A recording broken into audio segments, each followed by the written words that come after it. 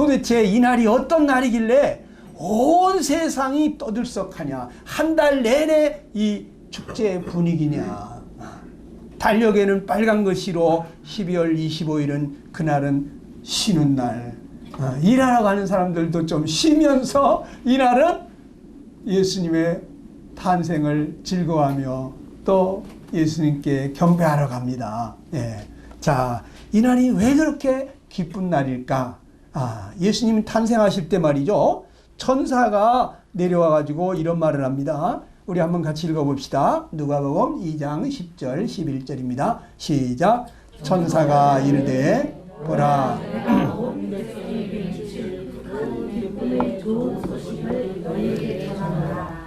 오늘날 다윗의 동네에 너희를 위하여 구주가 나셨으니 곧 그리스도 주시니라 그랬어요. 여러분, 여기에서 이 성탄일이 큰 기쁨의 좋은 소식이라는 것을 우리가 알게 돼요. 이 천사가 말합니다. 온 백성에게 미칠, 온 세상 모든 사람들이 기뻐할 아주 좋은 소식이 있다. 응? 여러분, 세상에 좋은 소식이 얼마나 됩니까? 예? 좋은 소식이 있습니까? 뭐 자식이 장가간다. 우리 딸이 시집간다네. 예? 그런 날이 기쁜 날일까? 모르겠습니다. 예, 좋은 소식이라 그랬어요. 예수님 탄생하신 날은 굿뉴스, 해피뉴스, 아주 좋은 소식입니다. 그것도 그냥 보통 좋은 소식이 아니고 기쁨의 좋은 소식이다. 아주 기쁜 좋은 소식이다 그랬어요. 그것도 보통 기쁜 게 아니라 아주 큰 기쁨이라 그랬어요. 예? 뭐 말로 표현할 방법이 없는 아주 큰 기쁨, 너무너무 기쁜 아주 좋은 소식이다. 왜 그럴까요? 거기 너희를 위해서 구주가 나셨다. 바로 우리를 위해서 구원자가 오셨다 이거죠. 우리를 구해 주실 구세주가 탄생하셨기 때문에 이 날이 그렇게 기쁜 소식, 기쁜 날인 것입니다. 우리 예수님은요, 태어날 때부터 그 이름 속에 이분이 왜 왔는지 그 뜻을 담고 있어요. 우리 같이 한번 읽어볼까요? 시작. 아들을 낳으리니 그 이름을 예수라 하라. 이는 그가 자기 백성을 저희 죄에서 구원할 자이심이라 그랬어요. 이 예수님이란 뜻은요, 자기 백성을 저희 죄에서 구원할 자다 이런 뜻이에요. 예, 우리 학생 뭐라고요? 자기 백성을 저희 죄에서 구원한다. 그러니까 한마디로 나를 죄에서 구원하러 오신 분이다 이런 얘기죠. 한번 손을 가슴에다 얹으시면서 한번 빨간 글씨만 읽어보겠습니다. 시작. 나를 죄에서 구원하러 오신 분. 누구예요 그분이? 예수님이에요. 예수님이 이 땅에 나를 죄에서 구원하러 오신 분이에요. 얼마나 기쁜 날인지 모릅니다. 누가 나를 구원합니까? 예수님밖에 없습니다. 그래서 이 예수님을 세 글자로 얘기하면 그냥 구원자예요. 구원자. 온 세상을 구원하러 오신 구원자. 바로 나를 구원하러 오신 분이에요. 자, 근데 사람들이 왜 구원자가 필요한지를 몰라요. 네. 내가 왜 구원자가 필요한지를 몰라요. 여러분 다 구원자가 필요해요. 여러분 지금 죽을 병이 들었다는 것을 몰라요. 네. 사람이 암이 걸렸습니다. 당신 이제 2달밖에 못 삽니다. 이런 얘기하면 가슴이 철렁하죠? 네? 죽을 병이 들었는데도 자기가 죽을 병인지를 모르는 사람들이 있어요. 네? 그게 뭐냐면 죄병이 들은 거예요. 죄병. 그래서 우리는 이 죄에서 벗어날래야 벗어날 수가 없어요. 그래서 이 죄 때문에 찾아오는 게 바로 사망입니다. 사망. 죽음. 우린 다 죽습니다. 한 달 있다가 2달 있다 죽지 않아서 그렇지 우리 다 죽어요. 여기 앞으로 70년 80년 있다 보면 여기 계시지 않을 대부분이 계시지 않을 거예요. 예. 여러분 다 죽습니다. 예. 사람은 자기가 죽을 거라는 생각을 안 해요. 예. 90 넘으신 노인네들도 예, 당신이 곧 죽을 거라는 생각 안 해요. 죽게 되면 아이고 나 죽겠다. 아이고 나 좀 병원에 좀 데리고 가라고 합니다. 예, 살고 싶습니다. 예. 여러분 다 죽습니다. 사람이 왜 죽는 것입니까? 예? 왜 죽죠? 성경은 죄의 값은 사망이기 때문에 죽는다는 거예요. 죄 때문에 죽는다는 거예요, 우리가. 다 같이 로마서 6장 23절 시작. 죄의 값은 사망이요. 그랬어요. 우린 죄 때문에 죽는 거예요. 세상에 죄 때문에 감옥에 갇혀가지고 거기서 나오지 못하는 사람들 있잖아요. 네. 사랑하는 가족들하고 헤어져서 같이 만나서 같이 한 집에서 살고 싶지만 살 수 없는 이유가 뭐냐? 바로 죄 때문이죠. 하나님 우리를 사랑하시죠? 그런데 우리가 왜 하나님 아버지 집에서 하나님하고 같이 살지 못하느냐? 죄 때문에. 이 죄 때문에 우리는 하나님과 분리가 되게 되는 거예요. 죽음은 첫째 죽음과 둘째 죽음이 있습니다. 성경에 보면 히브리서 9장 27절에 이렇게 얘기하죠. 한번 같이 읽어봅시다. 시작. 한 번 죽는 것은 사람에게 정해진 것이요 그 후에는 심판이 있으리니 그랬어요. 여러분 한 번 죽는 것은요 하나님이 지금 다 정해놨어요. 예? 죄 때문에 사람들 다 한 번씩 죽게 해놨어요. 예. 이거는 확실하게 정해져 있기 때문에 안 죽는 사람이 없습니다. 예. 우리 다 한 번씩 죽는데 죽는 순간에 이 혼이 말이죠. 영혼이 몸에서 딱 분리가 돼요. 몸하고. 그러면 이 몸은 시체가 됐기 때문에 땅속에 장사를 지내든지 아니 불 속에 화장을 시키든지 없애버립니다. 왜? 생명이 빠져나갔기 때문에. 그런데 그 영혼이 빠져나가서 무덤 속에 있지 않아요.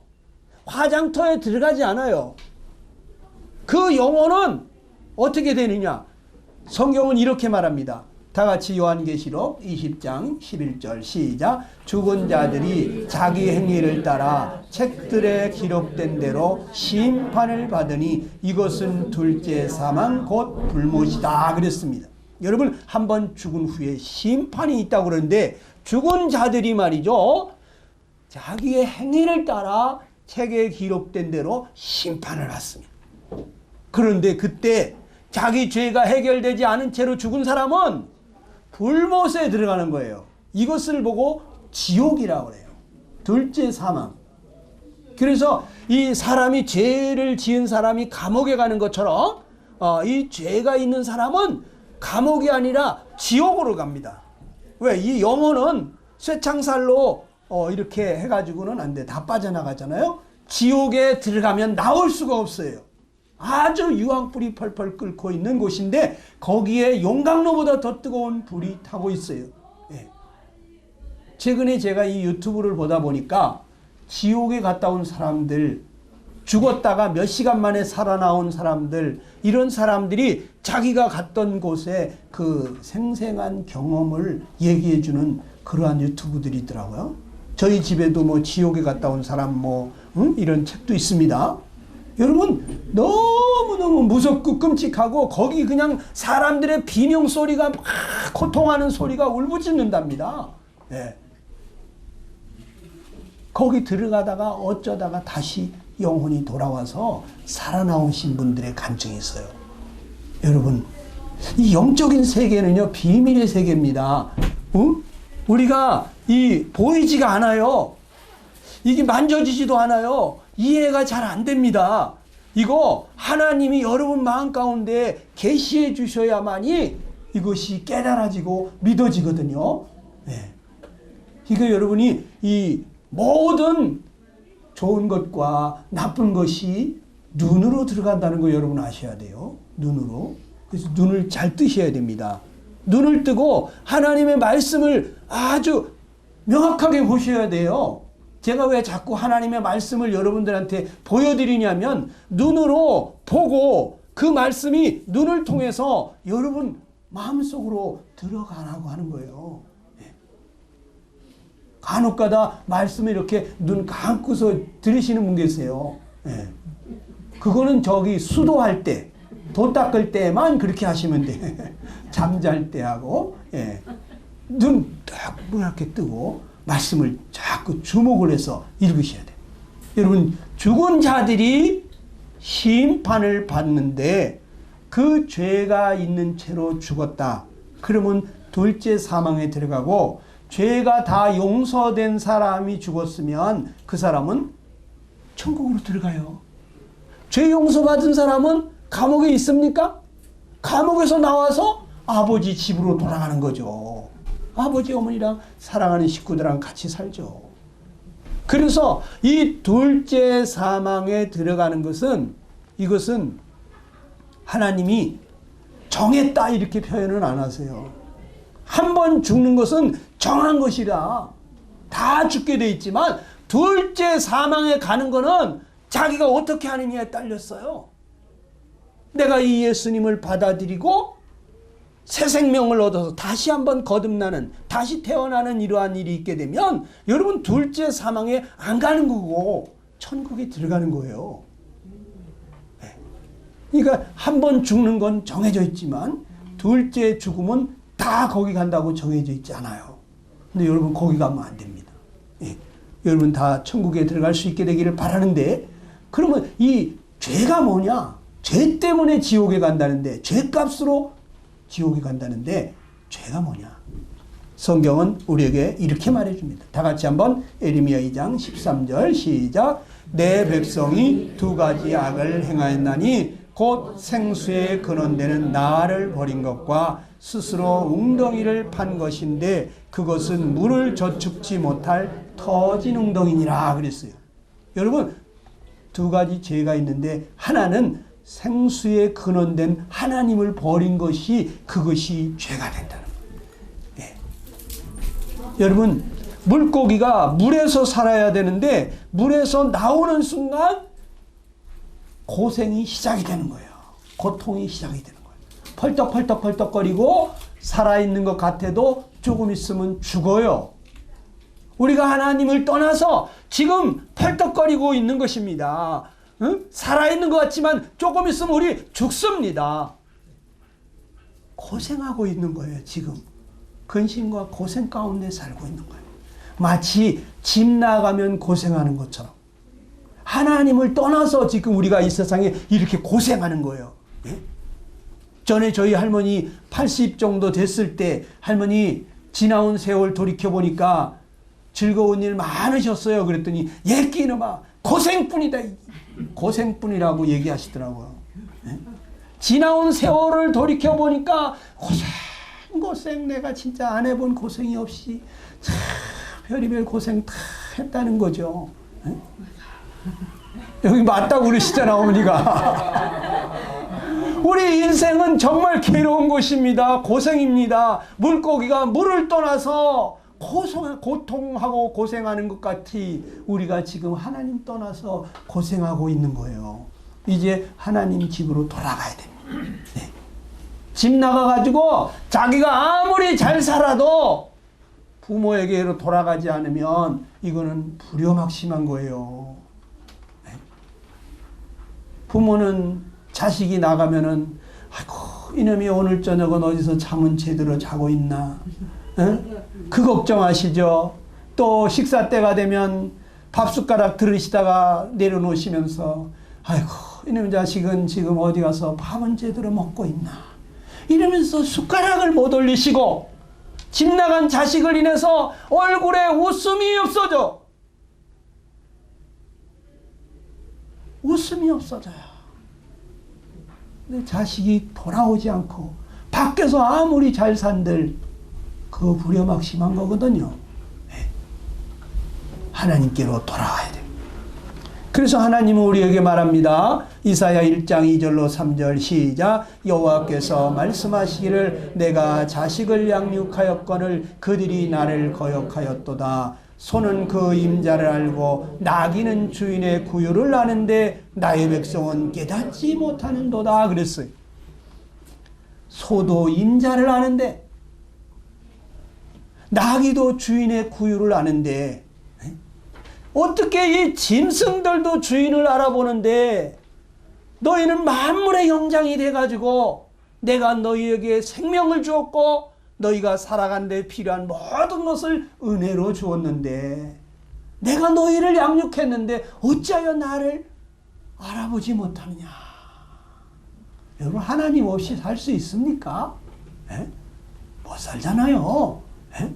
당장 숨 쉬는 거, 이 공기 코끝에 이거 누가 갖다 놓는 겁니까? 에? 저절로요? 어림없는 말씀, 저절로 생기지 않아요. 에? 내가 오늘 아침 물 먹고 밥 먹고 이거 다 어디서 나옵니까? 에? 저절로요? 세상에 저절로는 없어요. 우리에게 필요한 것을 이 지상에 우리 육신이 살아가는 데 필요한 것을 20만 가지 이상을 갖춰놓았다는 거예요. 그 하나님 우리를 사랑하셔서 은혜로 주시고 계시다는 거예요. 값없이 우리를 사랑하셔서. 그런데 하나님이 어디서 하나님 눈으로는 못 보죠. 영이신 분이시니까. 그러나 하나님 없이 우리가 살 수가 없는 거예요. 여러분, 내가 자식을 양육했는데 그들이 나를 거역하고 나갔는데 짐승도 주인을 아는데 내 백성은 깨닫지를 못하는구나. 이것을 아주 통탄해 하십니다. 그리고 두 번째 죄는 무엇입니까? 바로 스스로 웅덩이를 판 것인데 물을 저축지 못할 터진 웅덩이를 판 것이다 그랬어요. 하나님 떠나가지고 말이죠. 하나님 없으면 못 살아? 내 힘으로 살지 뭐. 그리고 자기 힘으로 노력해가지고 살아보겠다고 하는 거, 이것이 우리 인생의 두 번째 죄가 되는 것입니다.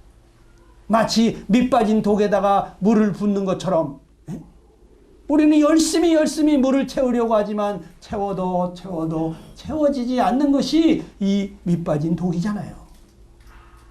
돈으로다가 돈을 많이 벌면 행복할까 해서 어떤 사람은 돈을 벌라고 애를 쓰지만 그 돈이 우리의 마음을 만족시켜 주나요? 무엇이 우리의 마음을 만족시켜 줍니까? 채워도 채워지지 않는 이 뻥 뚫린 가슴, 우리 마음속에 이 허전함, 뭔가 이 공허함. 하나님만이 우리의 영혼을 만족시켜 주실 수 있는 분이시거든요. 어린아이가 엄마 품에 안기면요, 아무 부족함을 몰라요.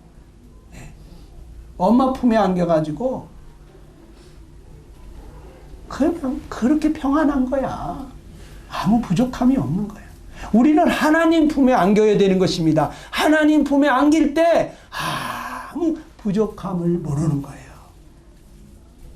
그런데 자기 힘으로 살아보겠다고 하늘에서 비가 안 내리면 내가 웅덩이 파가지고 여기다가 물을 저축해가지고 이걸로다가 농사 짓지 뭐. 뭐 하늘이 안 도와준다고 내가 못 살아? 이렇게 사는 게 바로 이게 죄가 된다. 여러분, 하늘에서 비를 안 내려주는데 웅덩이 물은 어디서 고입니까? 시간이 지나면 그것도 땅속으로 다 스며 들어가잖아요. 하나님 도우심이 없이는 우리가 살 수 없으면서도 큰 소리 빵빵 치면서 말이죠. 하나님이 어딨어? 뭐 하나님이 나한테 해준 게 뭐가 있다고. 이러한 소리. 유대인들은 말이죠, 어려운 일이 생기잖아요. 하늘에서 만약에 비가 안 내려가지고 가뭄이 들었다. 그러면 하나님이 왜 비를 안 내려주실까? 내가 뭘 잘못하고 있나 보다. 그러면서 하나님 앞에 회개를 한답니다. 내 탓이로다. 내가 뭘 잘못하니까 하나님이 이른 비와 늦은 비를 내리시질 않는구나. 그러면서 가슴을 치면서 통회한답니다. 그런데 이상하게 말이죠, 우리 한국 사람들은 하늘에서 비가 안 오면 말이죠, 하늘에다 대고 사태질을 합니다. 하나님도 너무하시지. 아니, 하늘도 너무하시지. 이렇게 가뭄이 들어가지고 땅바닥이 거북이 덩어리처럼 짝짝 찢어지는데, 아이고, 하늘도 너무하시지. 하늘에다 대고 사태질을 합니다. 뭔 어려운 일이 생기면 너 때문이야. 네가 그러니까 내가 이러지 하면서 남 탓을 합니다. 너 탓이다.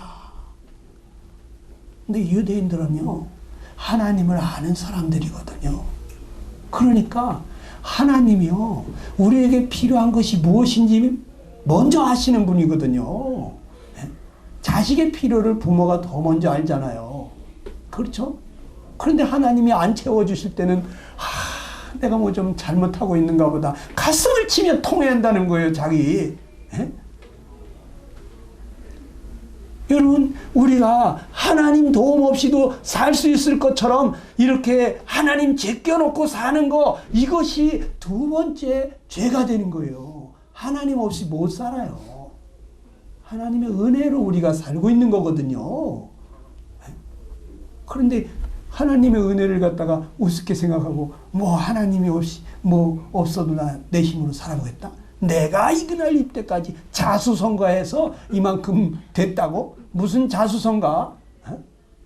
그 생명도 하나님이 주신 것이고, 지금까지 살아오는데 필요한 모든 것을 공급하신 분이 하나님이잖아요. 여러분 잘 생각해 보세요. 내 생명?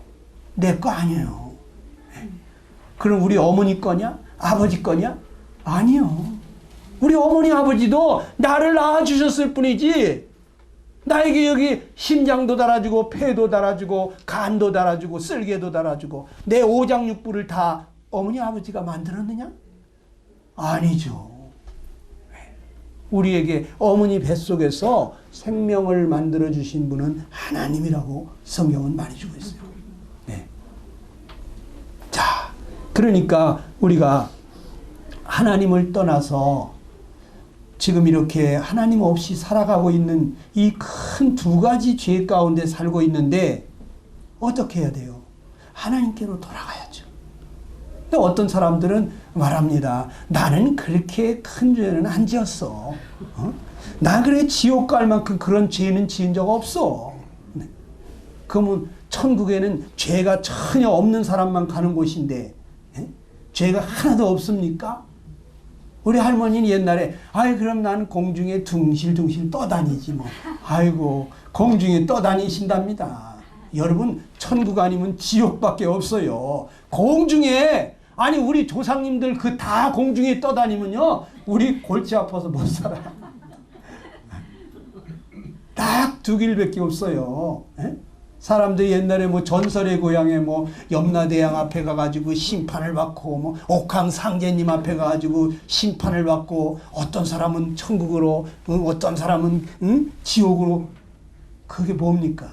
여러분, 사람이 죽으면 하나님 앞에 심판을 받고 천국이든지 지옥이든지 둘 중 한 군데로 가는 거예요.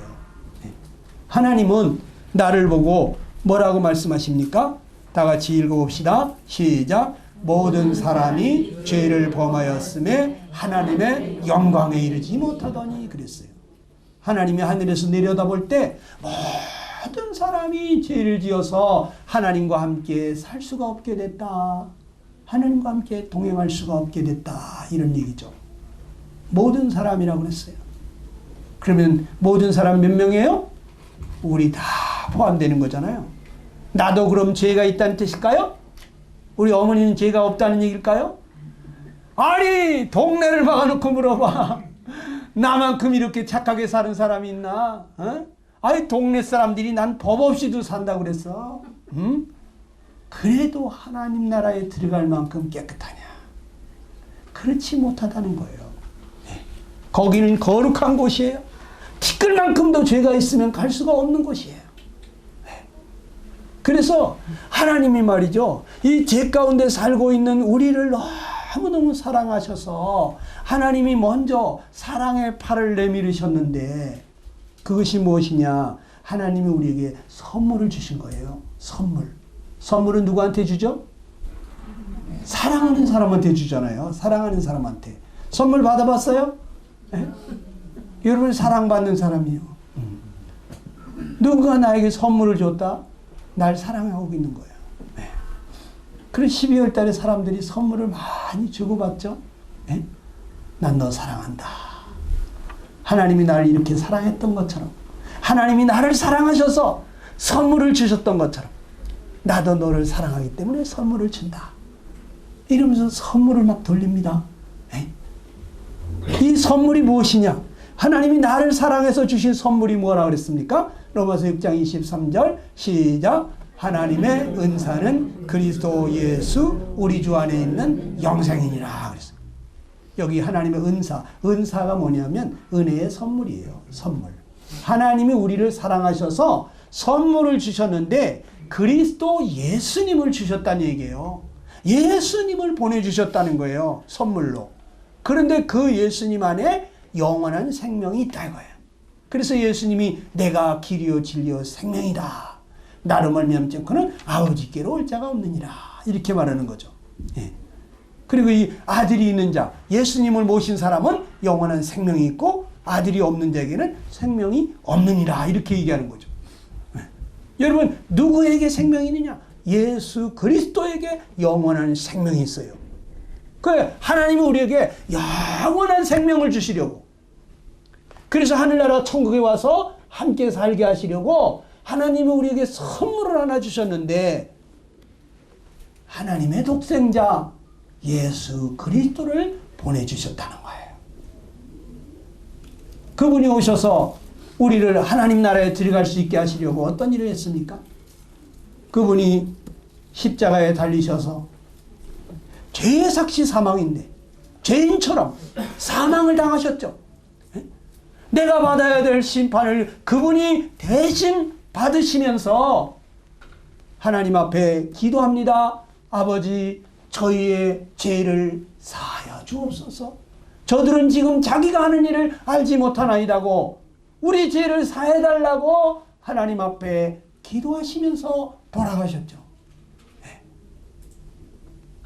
그리고 예수님이 우리 죄를 대신해서 매맞으시고 피 흘리시다가 우리 대신 벌 받으시다가 돌아가셨습니다.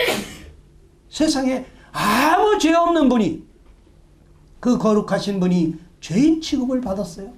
뻘거벗긴 채 질질질질 끌려다니면서 무슨 능지처참을 해 죽일 그러한 죄를 지은 것처럼, 무슨 극악무도한 죄를 지은 죄인처럼 그렇게 죄인 취급을 받으셨다는 거죠. 누가 나를 그렇게 취급해봐요. 에? 나를 그냥 홀딱 벗겨가지고 막 몽둥이를 때리면서 채찍으로 때리면서 돌팔매질하면서 막 온갖 욕지거리를 해댄다 그러면 여러분 얼마나 힘들겠어요. 이 서울 시내를 막 끌고 다닌다고 생각해보세요. 저 시청 앞에서 십자가에다가 나를 못 박는다 생각해보세요. 여러분 정말 혀를 깨물고 죽고 싶잖아요. 왜? 아무 죄가 없는데 너무너무 억울해서 미치잖아요.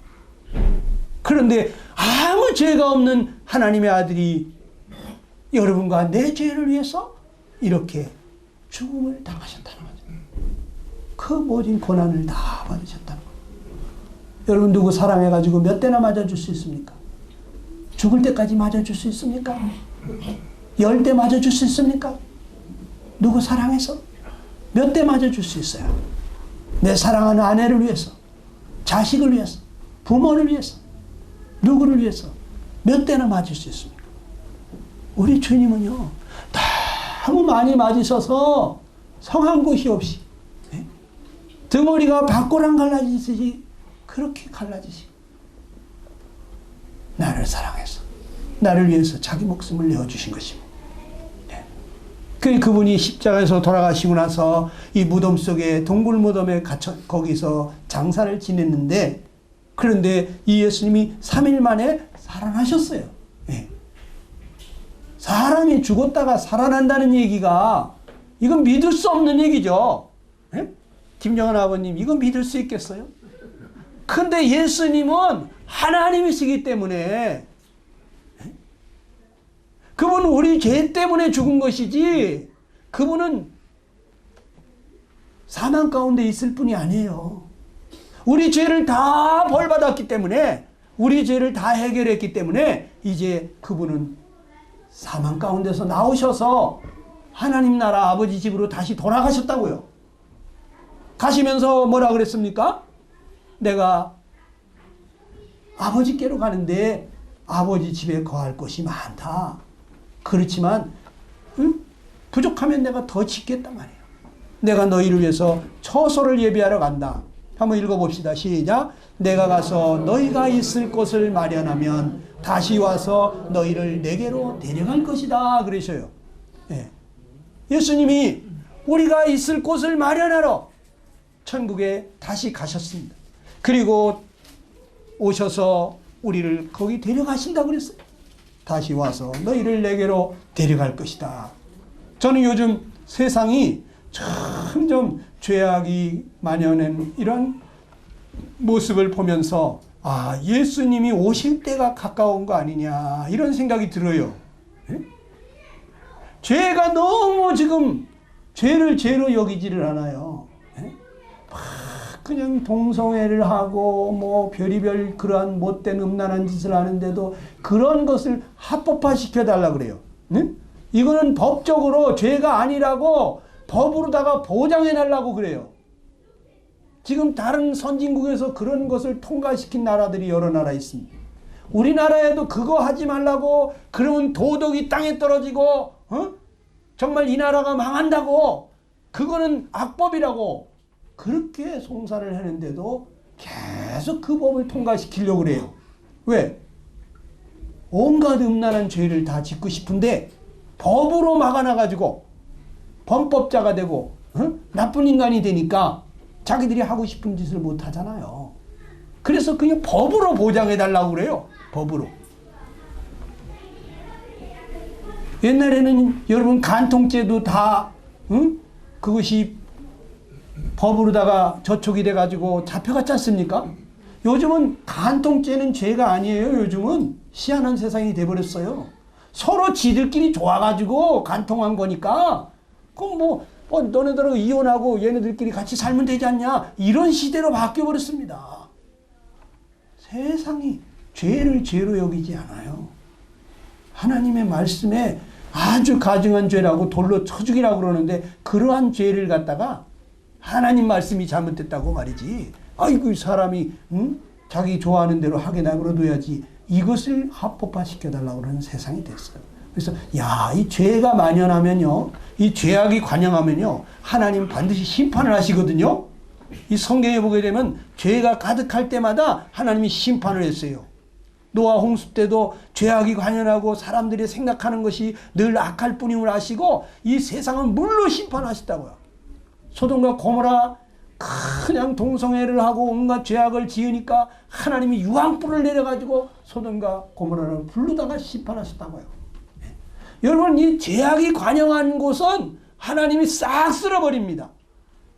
가나안에 여리고 아모리 족속의 죄악이 관영할 때 하나님이 그 가나안을 정복시켜 나갈 때 남녀노소 가리지 말고 그냥 싹 죽이라고 합니다. 왜? 여기는 죄악으로 가득 찼기 때문에 싹 대청소하고 하나님의 거룩한 백성으로 채워서 하나님의 나라를 이루겠다는 거예요. 여러분 지금 세상이 이렇게 죄가 많아지는 거 볼 때 예수님이 다시 오신다고 그 오실 때가 가까운 거 아니냐 그런 생각이 듭니다. 여러분 빨리 구원받으셔야 됩니다. 자, 여러분에게 누가 선물을 이렇게 해주시면 좋겠죠? 네?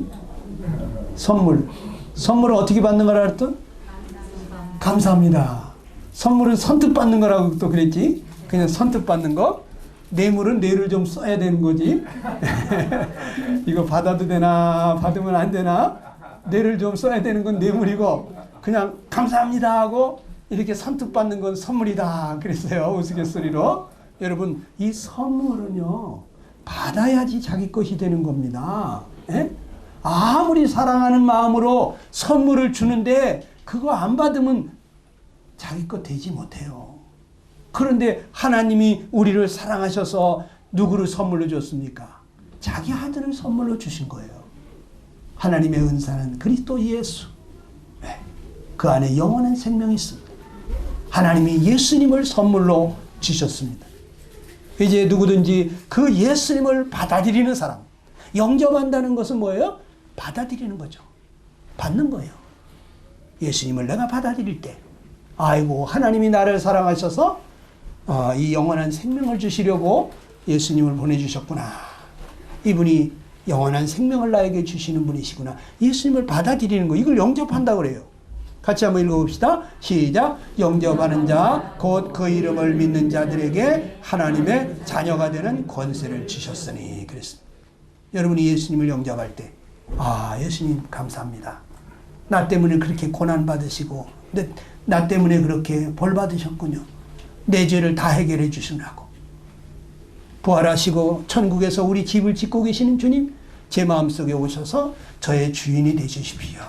제 생명의 은인입니다 하고 그분을 받아들일 때, 그럴 때 여러분 하나님의 자녀가 되는 거예요. 하나님의 아들을 받아들일 때 하나님은 우리를 하나님의 양자로 삼아주시는 거예요. 너도 나의 자녀다. 양자로 삼아줄 때 잘해서 양자가 되는 거 아니죠? 그냥 선택해 주는 거예요. 네. 내가 너를 양자로 삼고 싶은데 너 내 자식이 될래? 그럴 때 네, 고맙습니다. 이 한마디면 되는 거예요. 여러분, 하나님이 나를 자녀 삼아주고 싶어 하십니다. 어떻게 하실 겁니까? 하나님이 주신 선물을 감사합니다 하고 받아야 되겠죠. 이 시간 한번 기도하겠습니다.